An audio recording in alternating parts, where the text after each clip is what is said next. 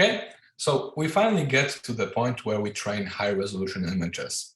So far, all the examples for diffusing in pixel space have been performed for 64 by 64 images, but as soon as we go above that, this process becomes quite costly.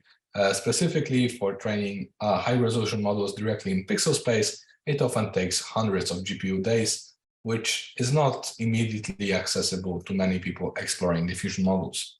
So one of the key solutions to that was to depart to latent space and perform diffusion on compressed representation rather than the raw image with all its pixels. So this comes after realization that most visual data can be significantly compressed, and maybe we don't need to perform diffusion on this data directly. So that's known as latent diffusion. It basically lies at the core of development such as stable diffusion. It comes from the high-resolution image synthesis with latent diffusion models paper, which has been quite popular in the last year or two, just because it allows to bring the costs of image diffusion by a significant margin. It's not the only solution, so other alternatives are being currently researched, but it's definitely one of the most popular ones, and that's what we will be working on as part of the DiffusionFastForward course. And basically, there is this realization that there's a certain trade-off in generative models between semantic compression and perceptual compression. And we can either have, in many cases, we can either maximize one but not the other. And the solution proposed here is to use an autoencoder to compress their images into that latent space. So, and basically, once we encode into this latent space, these latent codes can be essentially treated as our samples. So, basically, we replace our x0, which would correspond to our image, to z0.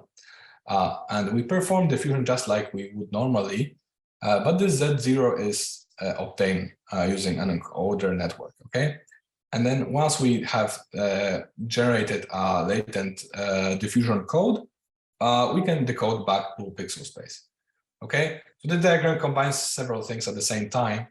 So we only use the encoder for encoding our training samples. And then when we generate, we use the decoder to decode back to pixel space to obtain our actual images, okay? So this relies on an additional module of an autoencoder apart from the core diffusion model. So we need a good autoencoder that can reliably encode samples that we're interested in into a latent space and then reliably decode them. So there are several models that are often used for that. They're often trained on some general dataset like ImageNet. The compression performed by these models is actually not that large quite often. So sometimes it's ×4, ×8. So it's not a severe compression, but it helps a lot with generating high resolution data. So even that 4 ×4 compression can allow us to diffuse 256 by 256 images with 64 by 64 latent codes. Okay. So there are two big papers and two big models that are commonly used: variational autoencoders and quantized variational autoencoders. Again, these can be followed up, but here I'm just highlighting the two key architectures that are used for that. And basically, when we use encoder from any of these models, we obtain our latent codes that can be then diffused. Another important part of latent diffusion is a different type of sampling called DDIM, denoising diffusion implicit models. It comes from a paper with the same name. It's which actually precedes latent diffusion by about 1 year. Okay, And the crucial advantage of DDIM is that we can sample in less steps. So we don't have to go through maybe 1,000 steps. That's another large cost of diffusion. Maybe we can do it in 50 steps. And it seems to work quite better than DDPM for lower numbers of steps. So in the previous one of the previous episodes, I was referring to potentially using different samplers. And that's one of the other alternative samplers that we can use to reduce the time of inference. So if we look back into the equations of DDPM, and this slide will only include the same equations that we've looked at in one of the previous episodes, we'll notice that yes, there's a normal distribution. We're trying to approximate the mean of the distribution for the previous step. And that's done by subtracting the noise from the XT sample, right? And that basically comes from simplifying this equation, where we knew that this mean will actually be a linear interpolation between XT and X0. And again, this another equation, this last equation originates from is the fact that the origin can be predicted by subtracting the predicted noise epsilon from the current sample. Now, the key realization at this point is that this mean is dependent on X0.